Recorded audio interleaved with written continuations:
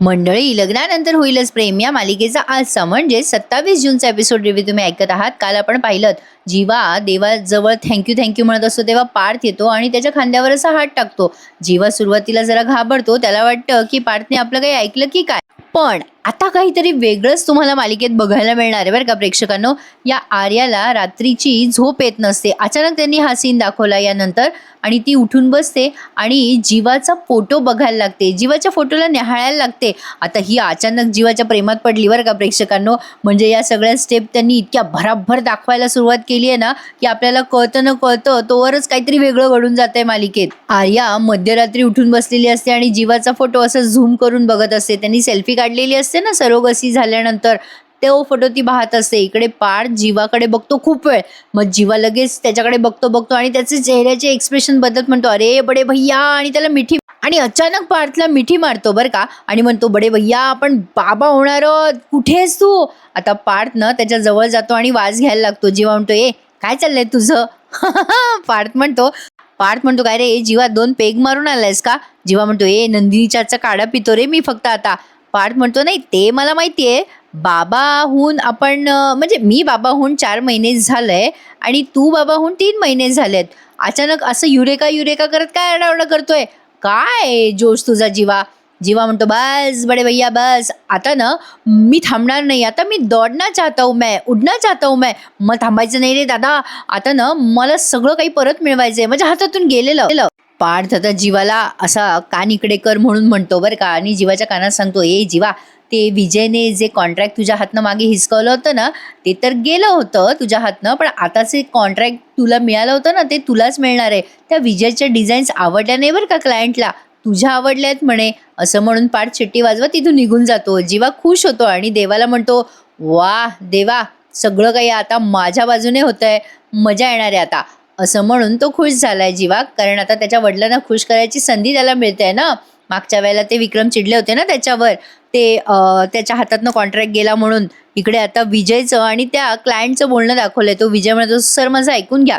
आता ते क्लायंट म्हणतात नाही तुमचंच ऐकतोय मी बरेच दिवसापासून, तुमच्याकडनं काही होणार नाहीये, सोडून द्या आता सगळं. काय हो विजय, सगळे डिझाईन्स मागच्या वेळेला त्या जन्मजयचेच चांगले होते, पण तुम्ही फक्त मला अप्रोच केलं, मला दिलासा दिला की तुम्ही वेळेत काम करून देताल म्हणून मी जन्मजयचं ते मागच्या वेळेचं प्रोजेक्ट हिसकावून घेतलं, तुम्हाला दिलं हिसकावून, पण तुम्ही आता काहीच करत नाही आहात.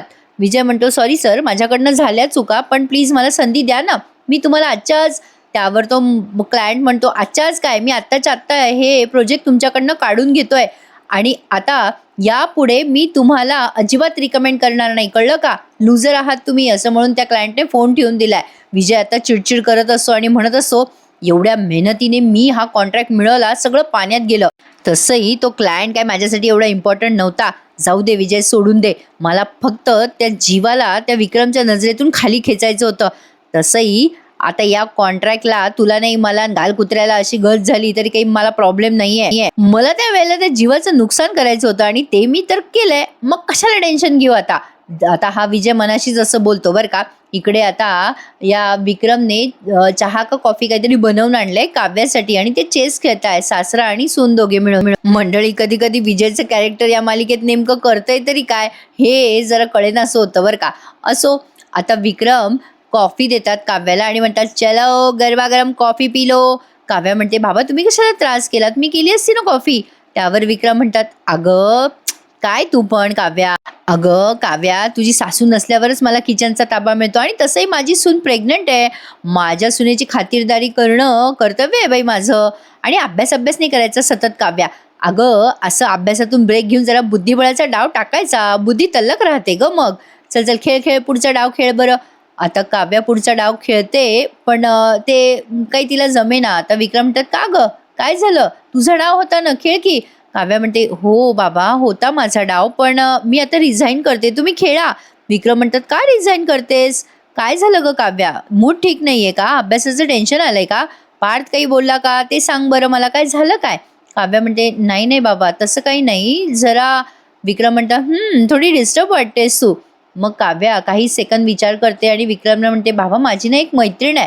विक्रम म्हणतात अरे आली का पुन्हा तुझी मैत्रीण, बरं काय झालं काय त्या मैत्रिणीचं सांग बरं. काव्या म्हणते बाबा माझ्या मैत्रिणीला ना स्वतःला सिद्ध करायचं एक उत्साही काम करायचं आहे, पण ना तिच्या कामात ना जरा अडथळे येत आहेत. म्हणजे बघा ना, म्हणजे तिची सगळं काही करायची तयारी आहे माझ्या मैत्रिणीची, पण कसं आहे ना, समोरच्या रस्त्यावर खड्डेच खूप आहेत ओ बाबा. त्यावर विक्रम हसतात आणि म्हणतात, "अगं" विक्रम काव्याला म्हणतात, "ए बेटा काव्या, अगं सगळं काही सोपं असतं का असं आयुष्यात?" ते म्हणतात ना, "अगं तोडीला तरू फुटे आणखी भरारी." काव्या म्हणते, "म्हणजे काय बाबा?" विक्रम म्हणतात, "अगं म्हणजे झाड तोडलं की नाही ते अजून वाढत असतं बरं का. अगं पु ल देशपांडे काय म्हणतात माहितीये का? शेजारच्याच्या घरातला रेडिओ ठणाणा करायला लागला ना, की अजिबात त्याचा त्रास नाही करून घ्यायचा. अगं उलट तो रेडिओ माझ्यासाठी त्याने लावलाय असं म्हणत ती गाणी मी एन्जॉय करतो." असं ते म्हणायचे गं. आणि कसं आहे माहिती का काव्या? अरे बेटा, आपल्या मार्गात अडथळे असले ना, की त्या अडथळ्यांचे आपल्याला पूल बांधता आले पाहिजे. अगं म्हणजे आपल्याला ज्या मुक्कामापर्यंत पोहोचायचंय ना, त्या मुक्कामाच्या वाट्यावर किती खड्डे असले ना, तरी त्या खड्ड्यात आपल्याला झाडं लावता आली पाहिजे बघ. कळलं का तुला मी काय बोलतोय ते? काय गं? बरं चल खेळ खेळ. हा बुद्धिबळाचा डाव खेळ. चल हरवून दाखव बरं मला. काव्या विक्रम जे बोलतात ते काही सेकंड विचार करते आणि मग बुद्धिबळाचा डाव खेळायला लागते आणि विक्रमला हरवते. आता इथून नंतर जीवा आणि नंदिनीचा एक छोटासा रोमॅन्टिक सीन दाखवलाय. नंदिनीला तो जवळ घेतो जीवा असा, तेव्हा नंदिनी म्हणते, "काय आहे जीवा, असं नको करू ना." जीवा म्हणतो, "का ग?" नंदिनी म्हणते, "ते तुमचे ओले केस नको, मला नाही आवडत, असं गुदगुल्या होतात मला." जीवा म्हणतो, "हो का, बरं." ए नंदिनी, आता ना आपण ना थांबायचं नाहीये हा, आणि समोरच्याला पण थांबवायचं नाहीये. नंदिनी म्हणते, "काय चाललंय तुमचं जीवा?" जीवा आता जरा जवळीक साधायला लागतो नंदिनीशी, तेव्हा नंदिनी त्याला लोटून देते आणि म्हणते, "सॉरी सॉरी जीवा, लागलं तर नाही ना?" जीवा म्हणतो, लागलं मला." नंदिनी म्हणते, "सरका बरं, ते मी घडी घातलेले कपडे त्याच्यावर बसू नका." जीवा म्हणतो, "ए नंदिनी, खूप दिवसांनी असे आपण एकमेकांच्या जवळ आलोत ना." नंदिनी म्हणते, आता ना जीवा आपल्या आयुष्यातलं दुःख दूर झालंय आणि आपलं सुख पिटुकल्या पावलाने आपल्याकडे लवकरच येणार आहे." जीवा म्हणतो, "ए नंदिनी, आपण आर्याला फोन करूया का लगेच?" नंदिनी म्हणते, "कशाला, आता कशाला फोन करायचा आहे आर्याला, अचानक काय झालं तुम्हाला?" जीवा म्हणतो, "अगं आपण तिला विचारूयात ना, की असं तुला मळमळतं का, तुला असं कोरड्या वगैरे उलट्या होत आहेत का?" नंदिनी म्हणते, "काय जीवा, वेड्या आहात का तुम्ही? एकच दिवस झालाय, बाळ यायला वेळ खूप अजून." या जीवाची एक्साइटमेंट तर सगळ्या गोष्टीला नडली आहे बरं का प्रेक्षकांनो. एवढं एवढं कुठे असतं का? अवघडच आहे बाबा सगळं. असो, तेवढ्यात आशा येते आणि जीवाला म्हणते, "ओ जीवा दादा, तुम्हाला खाली बोलवलंय." आता खाली ना तो कॉन्ट्रॅक्टर ऑफिसमध्ये जायच्या ऐवजी यांच्या घरी आलाय बरं का. अरे देवा, काय दाखवतील मालिकेत काही सांगता येत नाही. आता तो कॉन्ट्रॅक्टर विक्रमशी बोलत असतो, जीवाचं कौतुक करत असतो त्यांच्याकडे आणि म्हणत असतो, की "सर, आपले घरचेच रिलेशन आहेत बरं का, पण सॉरी, मागच्या वेळेला मी जीवाकडनं कॉन्ट्रॅक्ट काढून घेतलं, ते जरा चुकलंच माझं, मान्य आहे. पण मी आता माफी जाहीर मागायला सुद्धा तयार आहे बरं का." विक्रम म्हणतात, "अरे नाही नाही, त्याची काही गरज नाही. तुम्ही पुन्हा कॉन्ट्रॅक्ट घेऊन आमच्याकडे परत आलात, आलं त्यातच सगळं." त्यावर आता तो क्लायंट म्हणतो, "जीवाने ना कमाल डिझाईन्स केलेत, कमाल. बघा ना, जीवानं असं मस्त रिफ्रेश आणि रिचार्ज झाल्यासारखा झालाय. मध्ये जरा उत्साह गायब झाला होता त्याचा, पण कमाल कमाल डिझाईन्स. मी जे शोधत होतो तेच मला मिळालं बरं का." आता विक्रमकडे जीवाचं एवढं कौतुक होतंय म्हटल्यावर विक्रमला अभिमान वाटणारच. मानिनी म्हणते, "मला सांगा, आधी तुम्ही ज्यांना कॉन्ट्रॅक्ट दिलं ते?" त्यावर आता तो क्लायंट म्हणतो, "जाऊ द्या हो, त्या माणसाचं नाव काढू नका. जाऊ द्या हो, काहीतरी विचित्रच माणूस होता. अहो विजय कसला, पराभव होता तो पराभव." आता वसू आत्याला कळलं, की विजय म्हणजे त्यांचाच जावई विजय. वसू आत्या ते ऐकतात आणि चालल्या जातात तिथून उठून. तो क्लायंट म्हणतो, "जीवा, चला आता हे कॉन्ट्रॅक्ट पण करून दाखवायचंय तुला, हां, चला देशमुख साहेब येतो मी." असं म्हणून तो क्लायंट निघून जातो. आता क्लायंट गेल्यानंतर पार्थ म्हणतो, "कॉंग्रॅच्युलेशन जीवा, आता बोलून दाखवू नकोस, करून दाखव बरं का." जीवा पण खुश असतो, तो थँक्यू म्हणतो. सगळेच खुश आहेत घरातले जीवाच्या या अचिव्हमेंटवर. मानिनी म्हणते, "हुशारच आहे माझा लेक, अभिनंदन बेटा." काव्या म्हणते, "जीवा, कॉंग्रॅच्युलेशन्स बरं का." जीवा थँक्यू म्हणतो काव्याला आणि विक्रमकडे बघत असतो. आता विक्रम इकडे तिकडे बघून घेतात, त्यांना कौतुक करायचंय जीवाचं, पण जरा ते भाव खाताय. आता तरी सुद्धा जीवा स्वतःहून पुढे येतो बरं का विक्रमच्या आणि म्हणतो, "बाबा." आणि आता विक्रम त्याच्याकडे बघायला लागतात, दोघे एकमेकांकडे बघतात. विक्रम जरा वेळ पॉज घेतात. छान दाखवला त्यांनी हा सीन. जीवा काही सेकंदाने म्हणतो, "बाबा सॉरी, तुम्ही माझं अभिनंदन नाही का करणार?" आता विक्रम त्याच्याकडे बघतात बघतात आणि पटकन त्याला असं छातीशी कवटाळतात आणि म्हणतात, तुझं अभिनंदन मी का नाही करणार बेटा? तुझ्या बापाला आज हरवलंस तू. मुलाकडनं अशा पद्धतीने हरवून घेणं सगळ्याच बापांना आवडतं बरं का जीवा. सगळे खुश असतात बरं का जीवाचं हे अचिव्हमेंट बघून. विक्रम म्हणतात, बेटा तू पण आता बाप होणार आहेस बरं का. आता कळेल तुला. आपलं पोटचं पोर चुकल्यानंतर त्याला झापताना, त्याच्यावर रागवताना बापाचा जीव कसा कासावीस होतो, कसा तुटतो कळेल बरं का तुला जीवा. आता सगळं कळेल. असं म्हणून विक्रम त्याच्याकडे बघत असतात आणि त्यांच्या डोळ्यात एक अभिमानाचे अश्रू आलेत.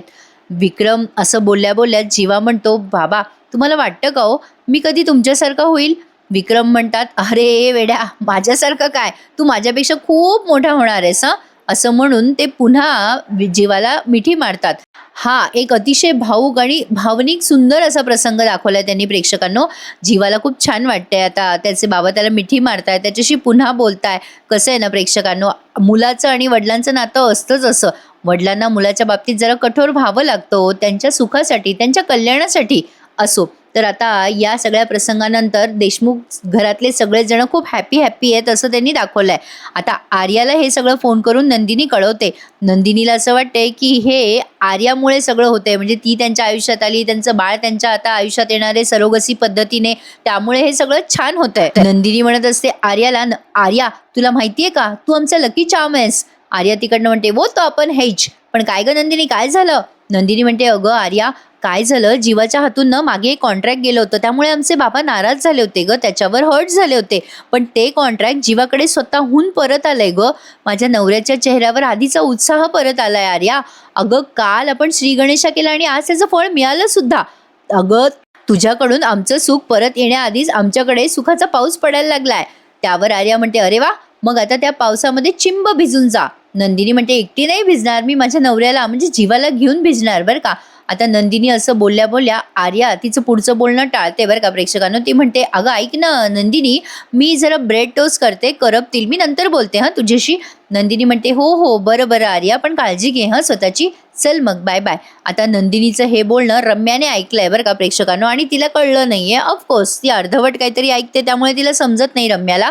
ती आता विचार करायला लागते, काय बोलते ही नंदिनी फोनवर आणि कोणाशी बोलते? श्री गणेशा झाल्या आणि आज त्याचं फळ मिळालं वगैरे, काय चाललंय नंदिनीचं? म्हणजे कोणाशी बोलते ही? काय म्हणाली ही अजून? तुझ्याकडून आमचं सुख आमच्याकडे यायच्या आधीच आनंदाचा पाऊस सुरू झाला म्हणे. कसलं सुख आलंय हिच्याकडे, कसला पाऊस झालाय, काय बोलते ही, काही कळत नाही. ही बोलत तरी कोणाशी होती फोनवर, हे सगळं शोधायलाच हवं. आता रम्याने हे सगळं या विजयला आणि वसुआत्याला सांगितलंय त्यांच्या खोलीत जाऊन. वसुआत्या म्हणतात, कोणाशी बोलत होती, कसला श्री गणेश केला म्हणे नंदिनीने? रम्या म्हणते, आई तेच मला कळलं नाहीये, आपण इथे बसलो असतो का मग असं चर्चा करत या विषयावर? मला एवढंच कळलंय की कोणाशी तरी काहीतरी महत्वाचं ती बोलत होती नंदिनी, तिचं काहीतरी चालू आहे. वसुआत्या म्हणतात, तिचं काहीतरी सुरू आहे हे मला पण माहितीये ग रम्या.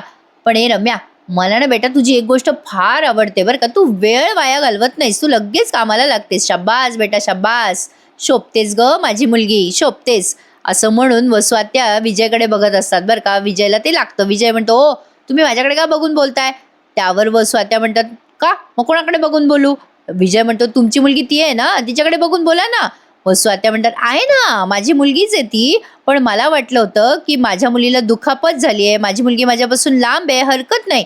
पण माझा जावई आहे ना माझ्यासोबत, ते काहीतरी मार्ग काढतील, काही ना काही करतील माझे जावई, अशी अशी विकेट काढतील घरच्यांची, हुशार आहेत ना ते एवढे.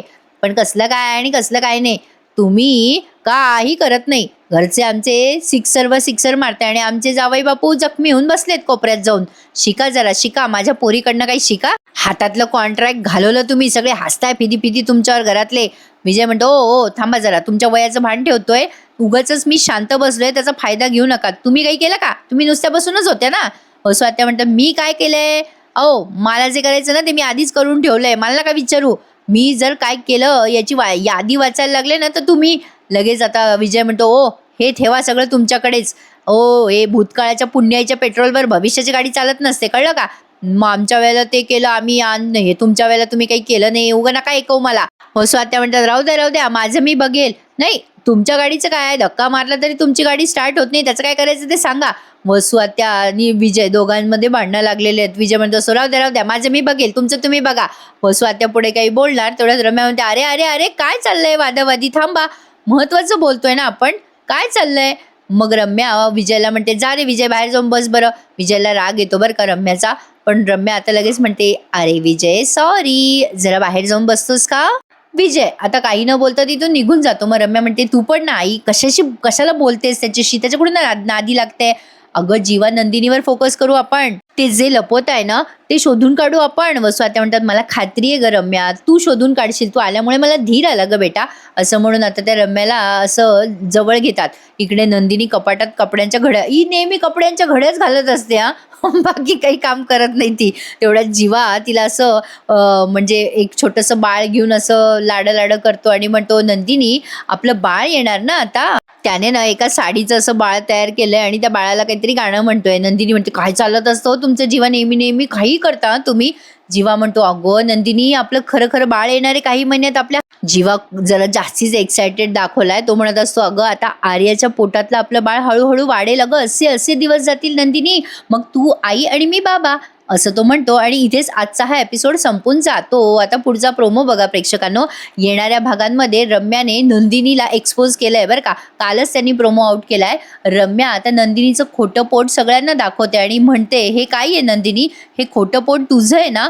आता नंदिनी यावर सगळ्यांना काय एक्सप्लेनेशन देते का आता यांची सरोगसी उघड होते. बरेच काही ट्विस्ट समोर येणार आहेत मालिकेचे. आणि येत्या सोमवारपासून आपल्याला मालिका दुपारी 1:30 वाजेच्या स्लॉटमध्ये बघायला मिळणार आहे. उद्या मालिकेला सुट्टी आहे. काही मालिकांचे महा एपिसोड आहेत उद्या, म्हणजे आपल्या लग्नानंतरचा नाहीये. आता इकडे आर्याने जीवानंदिनीला आनंदाची बातमी दिली आहे. आता दोघात तिसरा येणार ही आनंदाची बातमी, तुमचं बाळ आता माझ्या पोटात वाढायला सुरुवात झाली आहे, सरोगसी सक्सेसफुल झाली आहे. काव्याला टेन्शन आलंय की प्रेग्नन्सीमुळे तिला वटपौर्णिमा साजरी करता येणार नाही. आणि इकडे रम्याने या दोघांना बघितलंय या आर्याच्या पोटाला हात लावताना. आता रम्याला अजून तरी काही कळलं नाहीये, पण कळणार आहे लवकरच, त्यामुळे बघत राहा. लग्नानंतर होईलच प्रेम. तुम्हा सगळ्यांना हॅपी वीकेंड प्रेक्षकांनो आणि हॅपी संडे इन ॲडव्हान्स. भेटूयात सोमवारी. चला तर मग टेक केअर, धन्यवाद.